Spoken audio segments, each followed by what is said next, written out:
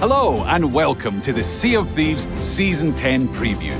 We're going to be hearing from the team here at Rare as they give us the lowdown on the headline features coming to Sea of Thieves as part of Season 10. With a whole new way to engage in social play, to a competitive experience within the shared world, and an exciting new feature that'll fundamentally change how you play the game, we are bringing an incredible amount of new features to Season 10. So to get things started, let's go over to Sea of Thieves Creative Director, Mike Chapman.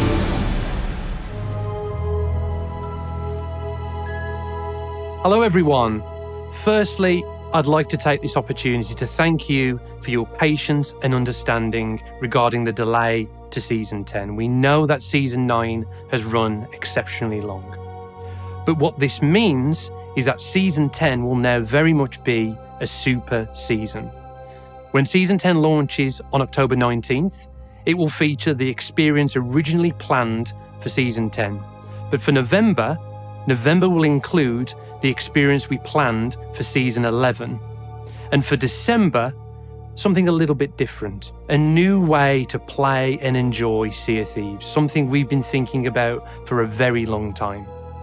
But for now, I'm going to hand over to Shelley and James, who will talk you through the first feature that will be launching with Season 10 on October 19th, Guilds.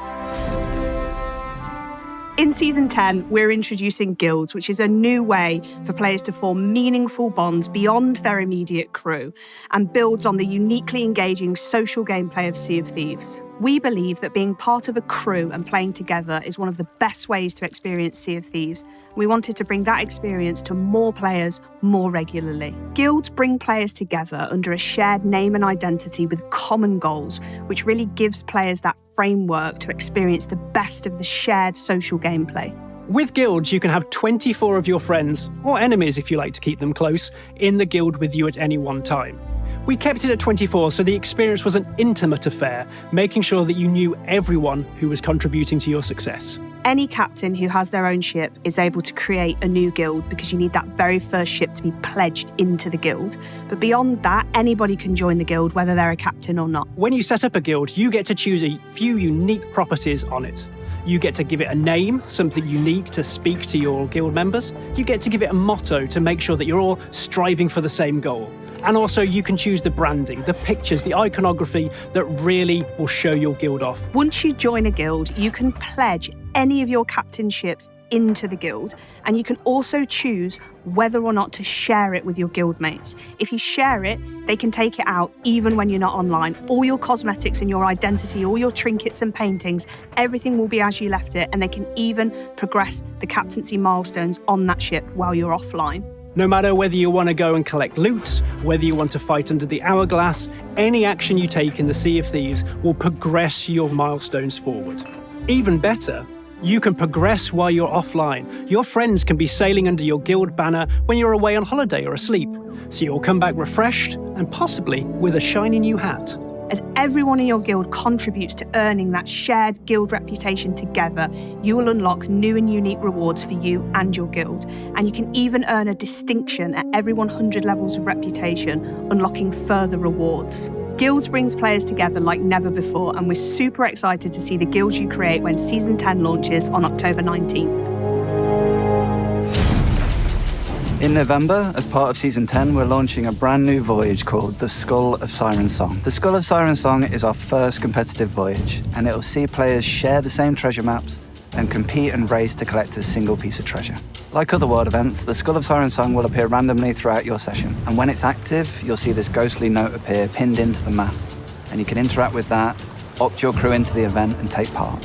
When this voyage becomes active and you see that note on your mast, you know that every other crew in the server is also seeing that, and they become potential rivals as you all seek out the Skull of Siren Song. This sense of mystery around the other crews that may or may not be hunting down the same treasure as you provides real tension, especially to the start of these shared voyages. You'll spend much of your time scanning the horizon, searching for sails that could be approaching with the view of taking your hard-earned treasure. So once you've accepted the voyage, the ghost of Captain Briggsy will appear on your ship and set you on the hunt for the Skull of Siren Song. So it's this high-intensity race for all crews headed towards this one piece of treasure. At the start of the voyage, every crew who opts in will receive 2 maps. One leads to a key and the other to a chest. And once players have dug up those two items, they have to combine them to open the chest and retrieve the Skull of Siren Song.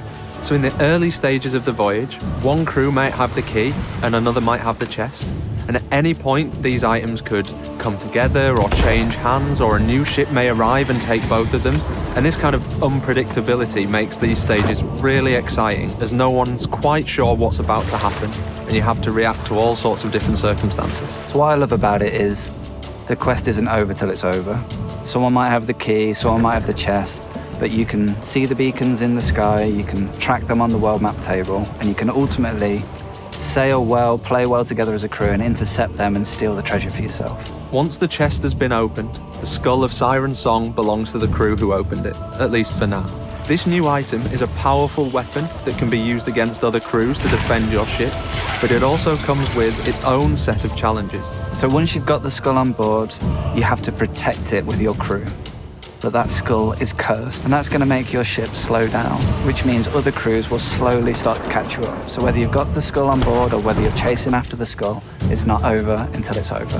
This slowing down of the lead ship makes for some really tense moments, as you almost can't avoid combat. We think this voyage is really exciting because it's a more focused, competitive voyage that can take place as part of your normal Sea of Thieves sessions. The unpredictable nature of when it's going to start and who else may be battling you for this treasure is an exciting moment to have, and crews will have to adapt and react to this if they want to be the ones to claim the skull for themselves. We're really excited to see the Skull of Siren Song bring players together in this competitive voyage, and you'll be able to play it yourself in November. As you saw there, we've got some great new experiences coming to Season 10. Social play has always been at the heart of Sea of Thieves, and that's why we're so excited to bring player-created guilds to the game. And just that idea of racing to find the treasure against other pirate crews in the world is why we're so excited for the Skull of Siren Song. But as we look to December, we've got something a little bit different planned. As we look back on the journey we've been on creating Sea of Thieves, right from our original launch back in March 2018 to where we are today with the game and its community, one of the most passionate and resounding pieces of feedback from both existing fans, but also players intrigued by Sea of Thieves, is the desire to play outside of the shared world. The ability to experience pirate adventures in Sea of Thieves on your own or just with your chosen friends. This is something we've thought long and hard about. How do we provide players with the ability to do that, while also safeguarding what's so unique and magical about the shared world of Sea of Thieves? After lots of consideration, we believe we've got the answer to that in Safer Seas. Safer Seas is a new way of playing and enjoying Sea of Thieves. It allows you to play alone or with up to 3 chosen friends in a private world in Sea of Thieves. What's really important to stress is that the game that Sea of Thieves represents today, all of that shared world magic of the game, that continues to be the primary way of playing the game. But the adventure mode in Sea of Thieves will now give you 2 distinct options. High Seas, the game as it is today, but also Safer Seas and that new way to play and enjoy the game. Over the last 5 years of creating Sea of Thieves, the game has grown into this huge experience with so many diverse aspects to it. And the reality of that is we want to teach people how to play the game, but we also don't want to lose the joy of discovery.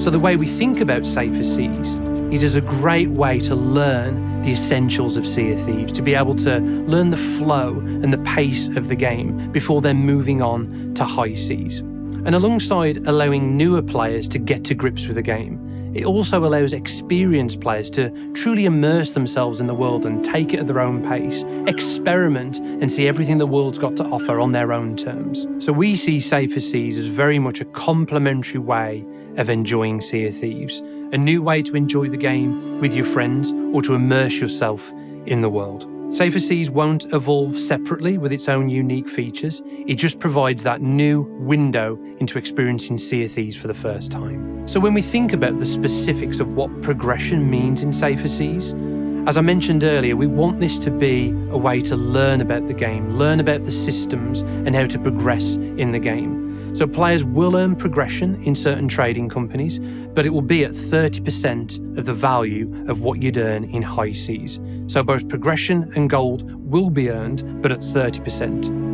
In terms of progression in trading companies, your progression will be limited to level 40. So the choice with that cap is very much deliberate. We want you to be able to experience all the multitude of unique voyages across those trading companies and experience what it feels like to move up through the promotions of each of those trading companies. But crucially, you won't be able to become a pirate legend in safer seas. And in fact, the Athena's Fortune trading company that represents pirate legends, its voyages, its activities, commendations, rewards won't be available at all in safer seas. So alongside that, there's a whole host of experiences that we don't believe are right for safer seas. The PvP focus of the Reaper's Bones and the ability to play as the factions as part of that PvP gameplay, that won't be available in safer seas. The ability to purchase and captain your own ship, the ability to join one of these newly added player-created guilds, and the ability to play as a trading company emissary. These are features that will remain solely available on high seas. So high seas very much remains that primary and aspirational mode of play in Sea of Thieves. But safer seas provides you this alternative way to learn the basics, the rhythm and pace of the game. There's a lot more to share, and we'll be sharing specifics about what's available in each mode as we get closer to our launch in December. We believe Safer Seas unlocks whole new Sea of Thieves experiences. That idea of going on a pirate adventure with your family, exploring the world at your own pace, the ability to immerse yourself in the storytelling of the world, playing all of those tall tales, maybe going on a fishing trip with your friends, or capturing cool video content to share. Without the worry of scanning the horizon for other unknown players, we believe that Safer Seas will lend itself a completely unique feel. This is very much your story in a private world, and we believe that complements the adventures that you can have on the high seas. This is the right time to bring Safer Seas to the game. The game over the years has evolved to be so big and diverse with all of these wonderful experiences on offer. We want to provide an effective way for new players to come into the game and understand what makes it so special. And as we look to the future of the game, we're more excited than ever to make this the best pirate game possible. If you like pirates, there should be something in Sea of Thieves for you. That's why we're so excited for Safer Seas and the future ahead next year. With these 3 headline features arriving as part of Sea of Thieves Season 10, this is going to be our biggest season ever. On October 19th, with guilds, you'll be able to play with others under a shared identity, creating meaningful social bonds, all while engaging in a new progression route that'll unlock some incredible new rewards. In November, with the Skull of Siren Song, you can take part in a fast-paced adventure, battling against other crews in an action-packed race to be the first to claim a powerful ancient artifact. And in December, with Safer Seas, you'll have the option to head out onto the Sea of Thieves and engage with the world at your own pace. Whether you're sharpening your skills at a sea fort or taking on one of our many tall tales, this will allow you to experience a large portion of Sea of Thieves in your own way. We're incredibly excited for you all to experience the new features that we've outlined here today. But this, of course, is just part of what we're bringing with Season 10. Keep an eye on our social channels for more information about what else is coming as part of the season and for more detailed looks about the features we've mentioned today. We're now at the end of this Season 10 preview, so thank you so much for watching, and we'll see you on the seas.